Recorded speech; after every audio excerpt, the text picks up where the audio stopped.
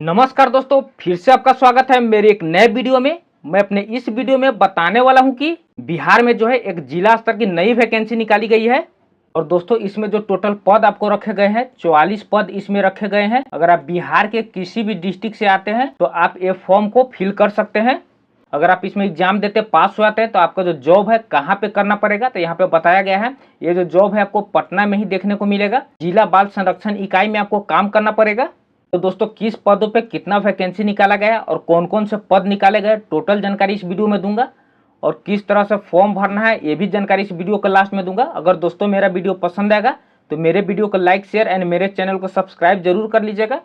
और दोस्तों देखिए ये जो विज्ञापन है आपको विज्ञापन संख्या 4/2024 है। ये जो भर्ती प्रक्रिया है कौन पूरा कराएंगे उसके बारे में मैं पहले आपको बता देता हूँ। तो देखिए ये जो भर्ती प्रक्रिया है समाज कल्याण सह उपाध्यक्ष राज्य बाल संरक्षण समिति बिहार पटना के द्वारा ये भर्ती प्रक्रिया आपको पूरे कराया जाएगा।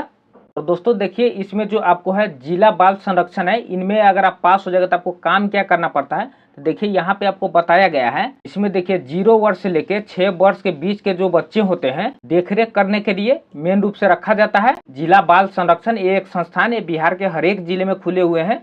और इसकी जो भर्ती प्रक्रिया हर एक जिले में अलग अलग डेट पे निकल के आती है, लेकिन अभी जो ये भर्ती प्रक्रिया है पटना जिले के लिए निकाली गई है।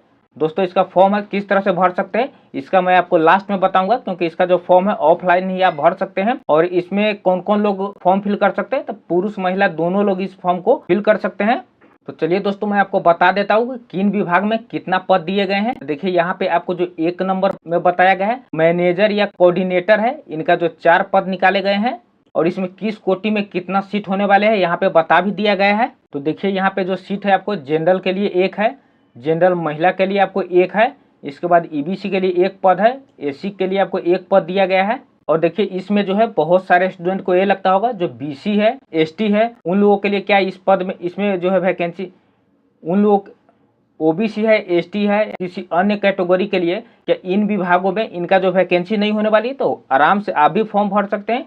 क्योंकि यहाँ पे जनरल में आप फाइट कर सकते हैं। जनरल का मतलब ही होता है कि जितना भी कैटेगरी के स्टूडेंट है वो लोग जनरल में सभी लोग फाइट कर सकते हैं।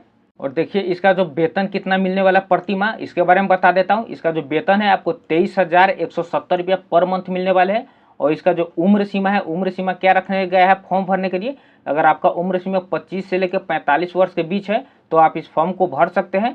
चलिए इसके बाद मैं आगे बता देता हूँ कि इसका जो शैक्षणिक योग्यता है इसमें योग्यता क्या रखा गया है उसके बारे में बता देता हूँ। समाज कार्य, समाज शास्त्र, मनोविज्ञान या विधि अथवा अन्य किसी भी सामाजिक विज्ञान विषय में स्नातक अथवा स्नातक के साथ किसी भी मान्यता प्राप्त विश्वविद्यालय या प्रतिष्ठित संस्थान से बाल संरक्षण या काउंसलिंग बाल विकास डिप्लोमा में डिग्री या सर्टिफिकेट प्राप्त किए हुए।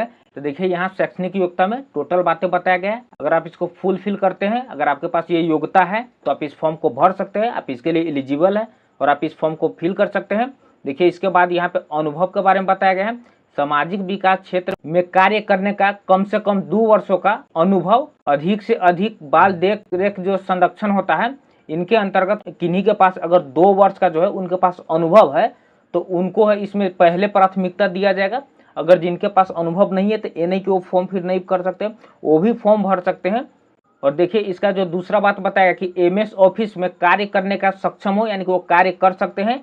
हिंदी एवं अंग्रेजी में लिखने पढ़ने एवं बोलने उनको आना चाहिए, तो वो लोग इस फॉर्म को भर सकते हैं।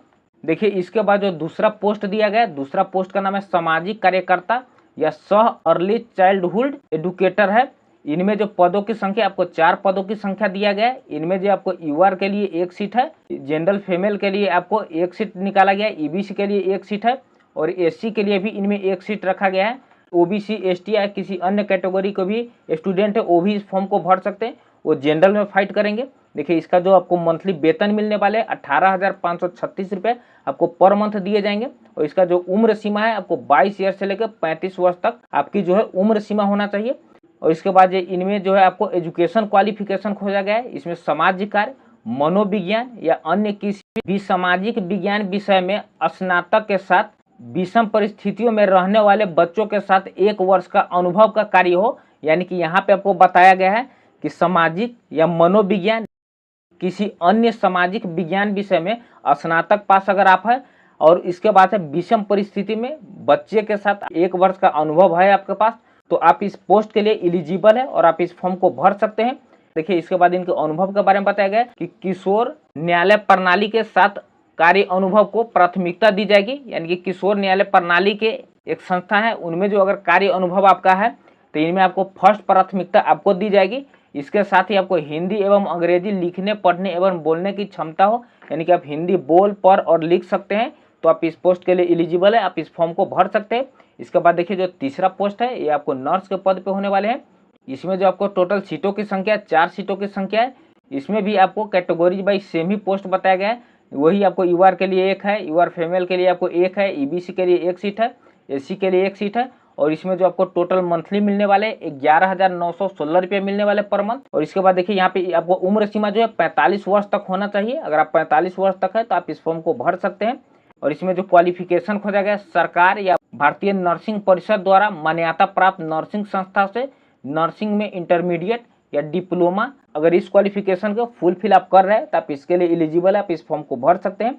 और इसमें जो आपको अनुभव खोजा गया, हॉस्पिटल या स्वास्थ्य सुविधा में कम से कम 1 वर्ष का कार्य अनुभव आपके पास होना चाहिए। हॉस्पिटल एवं स्वास्थ्य सुविधा में कम से कम आपके पास 1 वर्ष का अनुभव खोजा गया है। इसके बाद जो चौथा पद है आपको चिकित्सक या अंशकालिक भी इसको बोलते हैं। इसमें जो आपको टोटल पदों की संख्या 4 पदों की संख्या दिया गया है। और इसमें भी जो आपको कैटेगरीज बाई सीट बांटा गया है, यूआर के लिए 1 है, यूआर फीमेल के लिए 1 सीट है, ईबीसी के लिए 1 सीट है, एससी के लिए 1 सीट रखा गया है। और इसमें जो टोटल आपको मंथली मिलने वाले हैं 9,930 रुपये पर मंथ मिलने वाले हैं। और इसके उम्र सीमा के बारे में यहाँ पे कुछ निर्धारित नहीं किया गया है। इसके बाद देखिए यहाँ बताया कि एमबीबीएस, यानी कि इसमें क्वालिफिकेशन है, आपके पास एमबीबीएस का डिग्री होना चाहिए। और इसमें जो अनुभव खोजा गया है रेफरल पर है, यानी इनमें अनुभव रेफरल पर रखा गया है। इसके बाद जो 5वां पद है ये आपको आया के लिए, ये केवल महिलाओं के लिए ये पद निकाले गए हैं। यहाँ पे देखिए इसका जो टोटल पदों की संख्या है आपको 24 पद की संख्या होने वाले हैं। इसमें भी आपको यूआर के लिए 9 पद है, ईबीसी के लिए आपको 4 पद रखे गए, बीसी के लिए इनमें 3 पद रखे गए हैं, एससी के लिए 4 पद रखे गए, एसटी के लिए 1 पद रखे गए, ईडब्ल्यूएस के लिए 2 पद रखे गए, बीसी या ईबीसी के लिए आपको 1 पद रखे गए। तो देखिए इसमें जो है सबसे ज़्यादा पदों की संख्या भी है और इसमें हर एक कैटेगरी के लिए अलग अलग सीटों की संख्या रखी गई है। जबकि ऊपर वाले सभी कैटेगरी के लोगों के लिए तो सीट निर्धारित नहीं किया गया था, उनको जनरल में फाइट करना पड़ता, लेकिन इनमें जो है उनको सीटें का निर्धारण किया गया है। देखिए इसका जो मंथली आपको मिलने वाले हैं 7,944 रुपये पर मंथ आपको मिलने वाले हैं। इसमें जो आपको उम्र सीमा खोजा गया है 20 वर्ष से लेकर 45 वर्ष के बीच में अगर आपका उम्र सीमा हो रहा है तो आप इस फॉर्म को भर सकते हैं। इसमें जो आपको एजुकेशन क्वालिफिकेशन खोजा गया है, साक्षर लिखने पढ़ने में सक्षम, यानी कि आप सिर्फ साक्षर होना चाहिए, आप सिग्नेचर कर सकते हैं, पढ़ लिख सकते हैं, तो आप इस फॉर्म के लिए एलिजिबल। इसमें कोई क्वालिफिकेशन नहीं खोजा गया। मान लीजिए अगर आप 8वीं पास है, 5वीं पास है, बस आप साक्षर है तो आप इस फॉर्म को भर सकते हैं। इसमें जो आपको अनुभव खोजा गया, विषम परिस्थिति में रहने वाले बच्चे के साथ स्नेहपूर्ण व्यवहार करने में प्रवृत्ति हो, यानी कि विषम परिस्थिति में अगर आप बच्चे के साथ रह रहे हैं तो उसमें स्नेहपूर्ण उसको यानी कि प्यार से रखना होगा, रख रखाव करना होगा।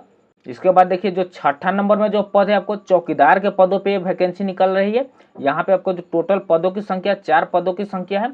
इसमें यूआर के लिए 1 पद है, यूआर फीमेल के लिए 1 पद है, ईबीसी के लिए 1 पद है, एससी के लिए 1 पद रखा गया है। इसमें जो आपको मंथली मिलने वाले 7,944 रुपये पर मंथ मिलने वाले। इसका जो उम्र सीमा रखा गया 20 वर्ष से लेकर 45 वर्ष के बीच। अगर आपका उम्र सीमा हो रहा है तो आप इस फॉर्म को भर सकते हैं। इसके बाद इसमें भी जो क्वालिफिकेशन खोजा गया है, बस आपको साक्षर खोजा गया, लिखने पढ़ने में सक्षम है, यानी कि पढ़ लिख सकते हैं तो आप इस फॉर्म को भर सकते हैं। और देखिए इसमें जो अनुभव खोजा गया है, विषम परिस्थिति में रहने वाले बच्चों के साथ स्नेहपूर्ण व्यवहार करने की प्रवृत्ति हो तो आप इस फॉर्म को भर सकते हैं और आप इसके लिए एलिजिबल है। तो देखिए दोस्तों, इसमें जो आपको क्या क्वालिफिकेशन लिया गया है, किन पदों के लिए क्या क्वालिफिकेशन होने वाले उनके बारे में तो बता दियो। अब इसका जो फॉर्म है किस तरह से आप भर सकते हैं उसके बारे में मैं बता देता हूँ। तो देखिए आगे यहाँ पे आपको दिया गया है दोस्तों, 1 नंबर में यहाँ बताया गया है, इच्छुक एवं योग्य उम्मीदवार आवेदन पत्र, बायोडाटा, फोटोग्राफी, सभी शैक्षणिक योग्यता या अंक प्रमाण पत्र, अनुभव प्रमाण पत्र, यानी कि यहाँ जाति प्रमाण पत्र आरक्षण के लाभ हेतु, आवासीय प्रमाण पत्र आरक्षण के लाभ हेतु, स्व अभिप्रमाणित छाया प्रति, निबंधन डाक द्वारा, यानी कि यहाँ पे बोला गया जितना भी प्रमाण पत्र आपको बताया गया है, स्व अभिप्रमाणित का मतलब होता है कि आप उसके नीचे आपको साइन करना है, जितना भी आप प्रमाण पत्र को फोटो कॉपी लगाइएगा तब। इसके बाद बताया गया कि डाक द्वारा कार्यालय सहायक निर्देशक जिला बाल संरक्षण इकाई 2य तल विकास भवन गांधी मैदान पटना पिन कोड 8,01,000, यानी कि यहाँ पे आपको जहाँ पे इसको आपको पोस्ट ऑफिस के द्वारा आपको भेजने हैं या आप हाथों हाथ जमा करना चाहते हैं तो इनका एड्रेस दिया गया है। इसी एड्रेस पे आपको फॉर्म फिल करके आपको पोस्ट के माध्यम से भेजने हैं। इसके बाद बताया गया कि पते पर विहित प्रपत्र में भेजे जा सकते हैं। विहित प्रपत्र पटना जिला के वेबसाइट, यहाँ पे इनका वेबसाइट भी दिया गया है, से प्राप्त कर सकते हैं। इनका जो अगर फॉर्म फिल कैसे करना है उनके लिए इनका जो प्रपत्र है इनके वेबसाइट पर दिया गया है, लेकिन मैं आपको बता देता हूं, मैं आपको बता भी दूंगा कि आप कहां से डाउनलोड कर सकते हैं। आवेदन प्रपत्र विज्ञापन के प्रकाशन 20 दिनों तक ही कार्यालय अवधि स्वीकार किया जाएगा। इनका जो आवेदन का जब से इसका डेट निर्धारित किया गया है उसके 20 दिनों के अंदर ही आपको आवेदन पत्र भर के भेजने पड़ेंगे, नहीं तो आपके जो आवेदन भेजिएगा तो उसका मान्य नहीं किया जाएगा, आपको रद्द कर दिया जाएगा आपका आवेदन पत्र। देखिए इसके बाद आगे बताया गया है कि आवेदन निबंधन डाक द्वारा आवेदन पत्र भेजने के क्रम में लिफाफ के ऊपर मोटे अक्षरों में विशिष्ट दत्तक ग्रहण संस्थान पटना में नियोजित हेतु आवेदन प्रपत्र पद का नाम एवं श्रेणी का उल्लेखन करें। यानी कि जब आप पोस्ट ऑफिस के माध्यम से कोई भी चीज़ भेजते तो आपको लिफाफा एक लेना पड़ता है। लिफाफे के अंदर जितना भी आपके डॉक्यूमेंट्स है वो वहाँ पे आप लगा देते हैं, उसके अंदर डाल देते हैं। उसके बाद क्या ऊपर के लिफाफे पे आपको एड्रेस डालना रहता है। तो इनमें बताया गया है, यहाँ पे बताया गया कि आवेदन प्रपत्र भेजने के क्रम में लिफाफे के ऊपर मोटे अक्षरों में विशिष्ट दत्तक ग्रहण संस्थान पटना में नियोजित आवेदन प्रपत्र पद का नाम एवं श्रेणी का जो है आपको ना पद का नाम और आपका जो श्रेणी है उनका नाम आपको उल्लेखन करना है। इसके बाद बताया उपरोक्त पदों पर नियोजन में बिहार राज्य में मूल निवासी को ही सरकार द्वारा निर्धारित आरक्षण का लाभ दे होगा। यानी कि अगर आप बिहार राज्य के निवासी हैं तभी आपको जो कैटेगरीज वाइज छूट दिया जाता है एसी एसटी या ओबीसी में, तो वो आपको छूट देखने को मिलेगा। अगर बात की बात अगर आप बिहार राज्य के नहीं है, बाहर के कैंडिडेट है, तो आपको जनरल में फाइट करना पड़ेगा। इसके बाद देखिए इसका जो आयु का जो गणना है 1/8/2024 से की जाएगी। आपके जो आयु सीमा का जो गणना होगा 1/8/2024 से आपका आयु सीमा का गणना किया जाएगा। इसके बाद देखिए आगे बताया गया अभ्यर्थी का चयन उनकी योग्यता, कार्य अनुभव एवं साक्षात्कार की प्रतिक्रिया से संबंधित निर्णय चयन समिति द्वारा लिया जाएगा। देखिए इसका जो चयन किस प्रकार से होगा इसके बारे में यहाँ आपको बताया गया है। तो देखिए यहाँ पे जो आपका चयन होगा योग्यता, कार्य अनुभव एवं साक्षात्कार यानी कि आपका इंटरव्यू लिया जाएगा, उसी के अनुसार से आपका यहाँ चयन प्रक्रिया होने वाले हैं। और इसमें दोस्तों एक बात मैं आपको बता देता हूँ कि अगर आप इसमें पास हो जाते हैं तो आपको जब डॉक्यूमेंट्स वेरिफिकेशन होगा तो इससे पहले अगर आप जब फॉर्म भरिएगा और फॉर्म भरने के बाद जब आप पोस्ट ऑफिस में डालने जाइएगा इससे पहले आपको क्या करना है, सभी का जब फॉर्म भरिएगा उसका भी एक फोटोकॉपी रख लीजिएगा और उसका जो डॉक्यूमेंट्स उसमें दीजिएगा उस सभी का एक एक प्रति अपने पास भी रख लीजिएगा, क्योंकि बाद में जब डॉक्यूमेंट्स वेरिफिकेशन होगा तो आपको वो सेम ही आपको जो भी डॉक्यूमेंट्स लगाए वही डॉक्यूमेंट्स आपको दिखाना भी पड़ेगा। और इसके बाद अगर आप पास हो जाते हैं तो इनका जो मेरिट लिस्ट होगा या इनसे रिलेटेड कोई भी अपडेट अगर आपको दिया जाएगा तो इनका वेबसाइट है, इन पे जाके आप इनका टोटल डिटेल अपडेट को आप देख सकते हैं। तो देखिए दोस्तों यही इसका फॉर्म है, इसी को आपको भर के आपको लिफाफे में करके आपको पोस्ट करना है। तो देखिए यहाँ पे आपको बताया गया है कि विज्ञापन संख्या 4/2024 है। देखिए इसके बाद जो एक खाली स्थान है इसको आपको छोड़ देना है, ये ऑफिस के द्वारा भरा जाएगा। इसके बाद यहाँ पद का नाम, अब जिस पद के लिए फॉर्म फिल कर रहे हैं, जैसे चौकीदार है तो चौकीदार लिखिएगा, नर्स है तो नर्स लिखिएगा, आवेदक या आवेदिका का नाम यहाँ पे अपना नाम दे दीजिएगा। इसके बाद अपना हिंदी में नाम लिखिएगा, अंग्रेजी में यानी कि बड़े अक्षरों में आपको अंग्रेजी में नाम लिखना है, छोटा लेटर में नहीं लिखना है, बड़े लेटर में लिखना है। पिता या पति का नाम देना है। इसके बाद माता का नाम देना है।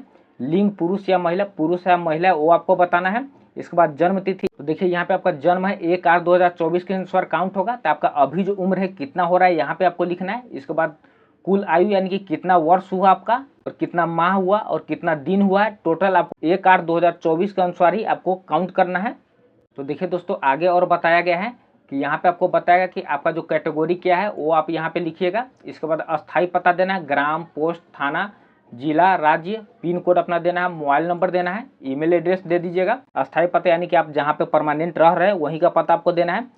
और इसके बाद नीचे आपको पत्राचार का पता लिखना है। इसके बाद यहाँ पे आपको शैक्षणिक योग्यता लिखना है कि आपका योग्यता कितना है वो आपको यहाँ पे बताना है। देखिए यहाँ बताया कि मैट्रिक है, तो यानी कि यहाँ पे देखिए मैट्रिक या समकक्ष यानी कि आप मैट्रिक पास हुए हैं तो यहाँ पे बताना है कि किस बोर्ड या विश्वविद्यालय से पास हुए, यहाँ पे आपको लिखना है। कौन सा विषय था आपका, उत्तीर्ण किस वर्ष आप हुए हैं, पूर्णांक आपका क्या था, यानी कि आपको मान लीजिए कि यहाँ पे 500 का एग्जाम हुआ था तो यहाँ पे 500 दे देंगे। और यहाँ पे 500 देने के बाद क्या करेंगे, यहाँ पे आपको जो 500 में कितना अंक आपको प्राप्त हुआ था ये यहाँ पे लिख देना है। उसके बाद परसेंटेज निकाल के यहाँ पे आपको दिखा देना है। इसके बाद इंटरमीडिएट का भी सेम जिस तरह से लिखा गया उसी तरह से आपको बताना है। स्नातक का भी बताना है, नर्सिंग एवं डिप्लोमा का भी उसी तरह से आप दे दीजिएगा, MBBS का भी दे दीजिएगा, DCA का भी। जो भी आपका जिस शैक्षणिक योग्यता आपको मांगा जा रहा है, जिस भी पोस्ट के लिए आपको जो शैक्षणिक योग्यता मांगा जा रहा है उसमें बस वही फिल करना है, बाकी बात को कुछ छेड़छाड़ नहीं करना है। देखिए इसके बाद आपको नीचे बताएगा अगर आपको कंप्यूटर क्षेत्र में ज्ञान है, MS ऑफिस में काम करने के लिए, तो यहाँ पे हाँ या ना में आपको जवाब देना है।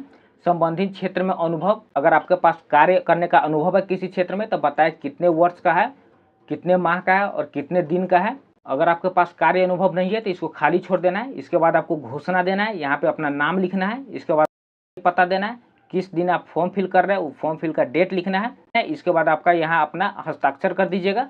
तो देखिए दोस्तों, इसमें टोटल इतना जानकारी दिया गया था। इसके बाद क्या है, फॉर्म फिल कर दीजिएगा। जो भी डॉक्यूमेंट्स आपसे मांगा जा रहा है वो डॉक्यूमेंट्स इसका प्रति लगा दीजिएगा, नीचे साइन कर दीजिएगा। 100 प्रमाणित मांगा गया तो नीचे साइन कर देना सभी डॉक्यूमेंट्स पे। और उसके बाद उसको लिफाफे में पैक करके ऊपर बताया हूँ क्या लिखना है, इसका पता भी दिया गया है। उस पते पे लिख के आपको पोस्ट ऑफिस के द्वारा पोस्ट कर देना है। और इसमें मेन बात याद रखना है, इसमें बताया भी गया है कि जिस दिन इसका कि आपको 20 दिन के अंदर ही इस फॉर्म को भेजना है, नहीं तो इसके बाद अगर आपका फॉर्म जाता है तो आपका फॉर्म का मान्यता नहीं मिलेगा, आपका फॉर्म जो है रद्द कर दिया जाएगा। तो देखिए दोस्तों, इसमें जितना भी जानकारी दिया गया था मैंने आपको टोटल डिटेल से और बारीकी से बता दिया हूँ। और फॉर्म किस तरह से भरना है टोटल जानकारी दे दिया हूँ। अगर दोस्तों आप इसी तरह से सरकारी योजना और सरकारी वैकेंसी से रिलेटेड वीडियो देखना चाहते हैं तो मेरे वीडियो को लाइक, शेयर एंड मेरे चैनल को सब्सक्राइब जरूर करिएगा। क्योंकि दोस्तों आपके एक लाइक और एक सब्सक्राइब से हम लोग मोटिवेट होते हैं और वीडियो बनाने में बहुत ही अच्छा लगता है। तो चलिए दोस्तों, मिलते हैं अब नेक्स्ट वीडियो में। बस आज के लिए इतना ही। जय हिंद दोस्तों।